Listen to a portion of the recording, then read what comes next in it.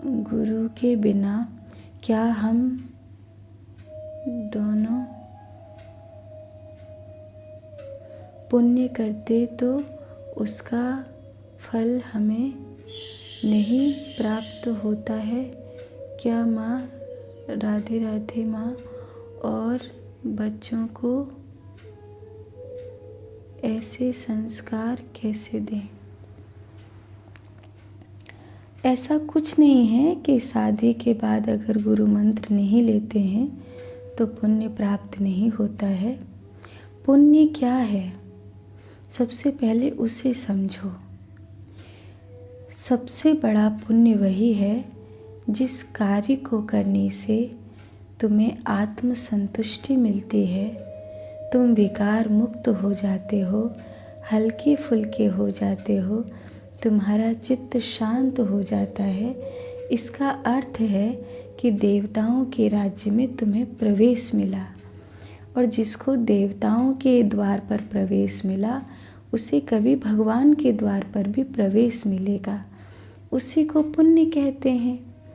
अब तुम झगड़ते भी जा रहे हो और क्या नाम है, क्लेश में हो, रो रहे हो, दुखी हो, और उसके बाद तुम किसी को आटा भी दान कर रहे हो, तो मैं नहीं समझती कि ये कोई पुण्य हुआ। सबसे पहले ज़रूरी है कि तुम उस कलेश को बुझाओ, उस झगड़े को बुझाओ, उस झगड़े की जड़ में जाओ जो अशांति पैदा कर रहा है।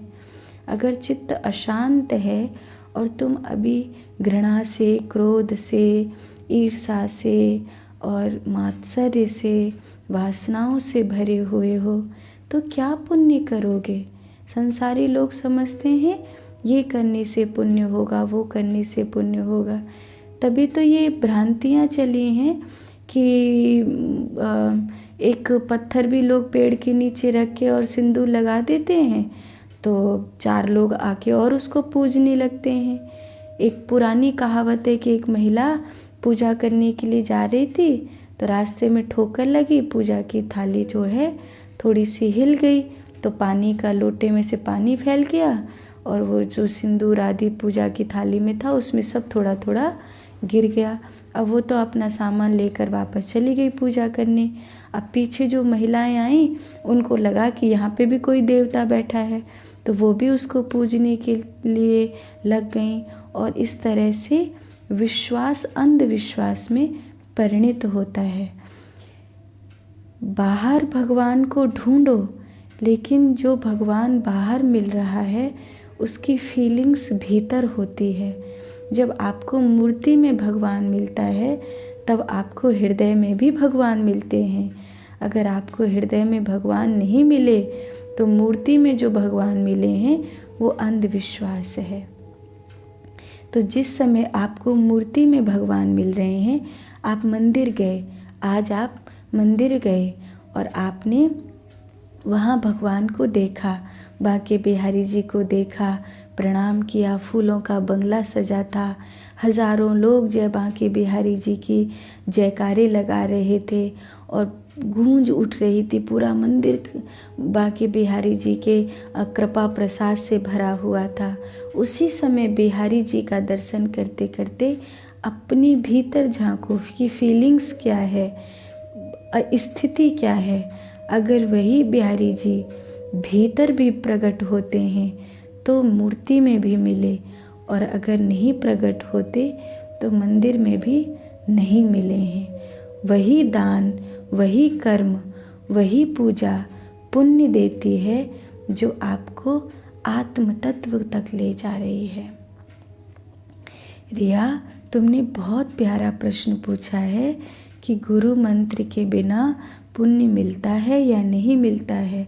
वो इसीलिए कहा गया है कि गुरु होंगे तो डांटेंगे भी, गुरु होंगे तो समझाएंगे भी, गुरु होंगे तो तुम्हारे किए गए कर्म के पीछे की फीलिंग्स बताएंगे भी।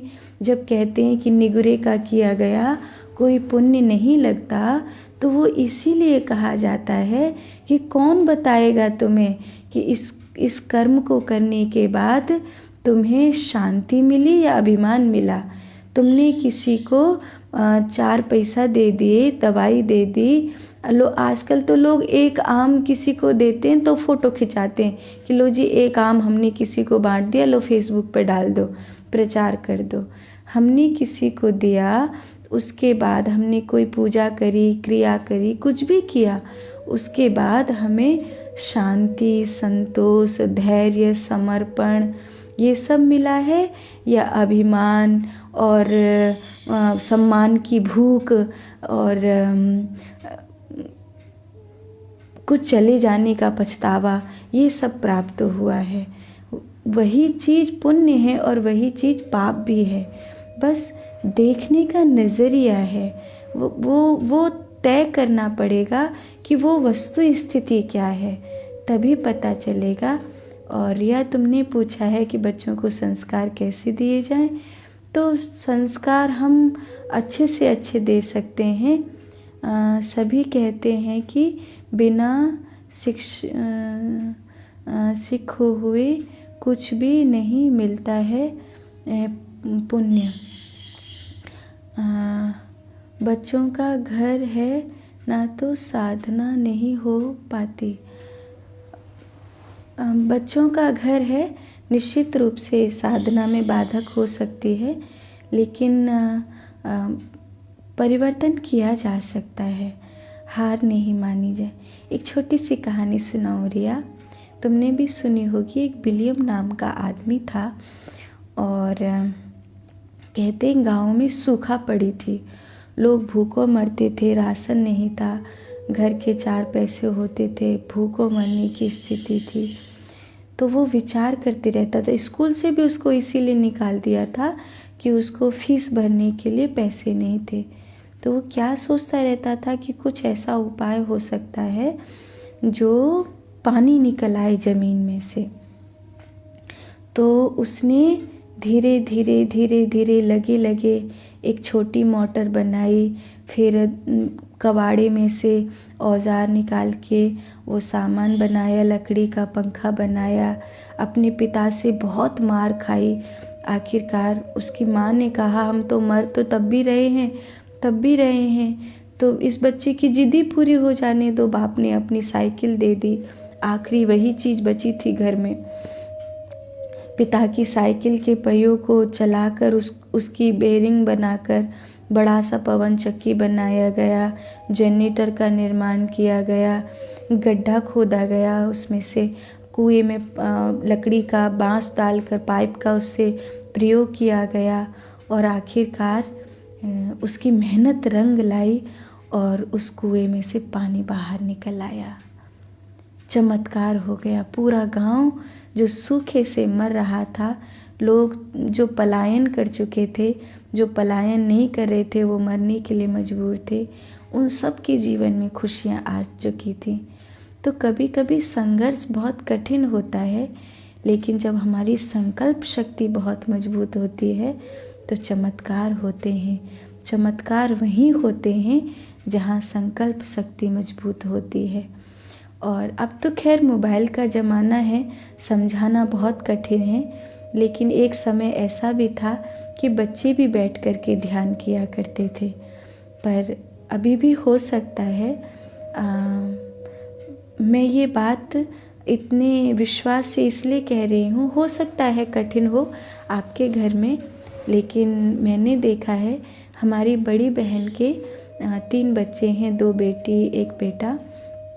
और अक्सर जब वो हमारे पास आते हैं तो हमारे संग कई आसन करते हैं और हम उन्हें 1-1, 1.5 घंटे तक ध्यान में बिठाते हैं, ओमकार की ध्वनि करवाते हैं और वो हमारे साथ मोबाइल छोड़कर ओमकार की ध्वनि करते हैं, आसन लगाते हैं।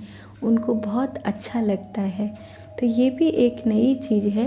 अगर हम बच्चों को बिठा के, तरीके हमें बदलने पड़ेंगे, अगर धीरे धीरे बिठा कर कराएंगे तो उनको अच्छा लगेगा। और बच्चों को किस तरह ध्यान साधना में लगाया जा सकता है, उसके लिए हम कुछ वीडियो बनाकर यहीं फेसबुक पर डालेंगे।